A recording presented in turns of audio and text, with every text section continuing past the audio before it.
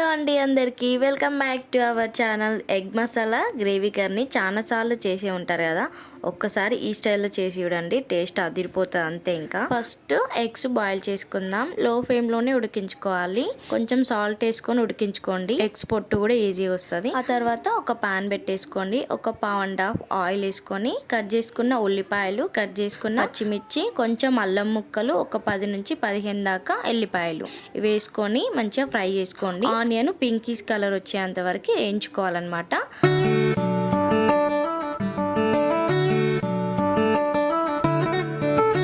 చూసారు కదా, ఆనియన్ ఇట్లా వేయగాలన్నమాట. కాసేపు పక్కకు పెట్టేసి చల్లార్చుకోండి.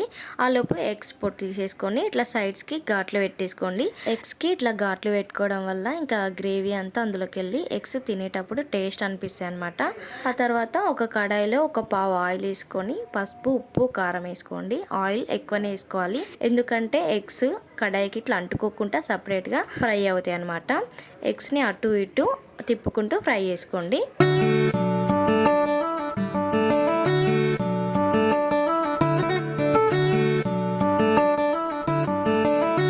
ఆ తర్వాత మనం ఫ్రై చేసుకున్న ఉల్లిపాయలు, పచ్చిమిర్చి, అల్లం ముక్కలు, ఎల్లిపాయలు, ఒక కొత్తిమీర కట్ట కూడా వేసేసుకొని కొంచెం వాటర్ వేసుకొని మిక్సీ పట్టేసుకోండి.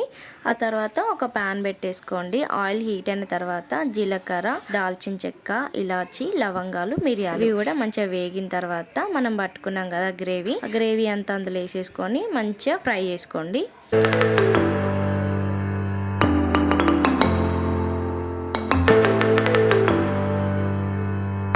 ఒక 2 మినిట్స్ అట్లా మూత పెట్టి తీసేయండి. ఇలా ఆయిల్ సపరేట్ అయ్యి గుల్లగా అయిన తర్వాత ఒక 1/2 స్పూను పసుపు, ఒక 1.5 స్పూన్ కారము, ఒక స్పూన్ సాల్ట్, కొంచెం ధనియాల పొడి వేసుకొని ఒక 2 మినిట్స్ ఫ్రై చేసుకోండి.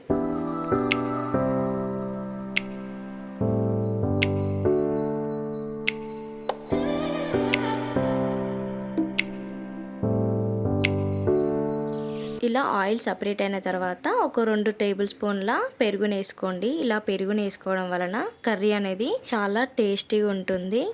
ఇలా ఆయిల్ సపరేట్ అయిన తర్వాతనే ఎగ్స్ వేసుకోవాలి. ఎగ్స్ వేసుకొని మంచిగా కలిపేసుకున్న తర్వాత గరం మసాలా వేసుకోవాలి. ఇలా గ్రేవీ అనేది మరీ గట్టి ఉండొద్దు, మరీ లూజు ఉండొద్దు, కొంచెం వాటర్ వేసుకొని ఉడికించుకోవచ్చు.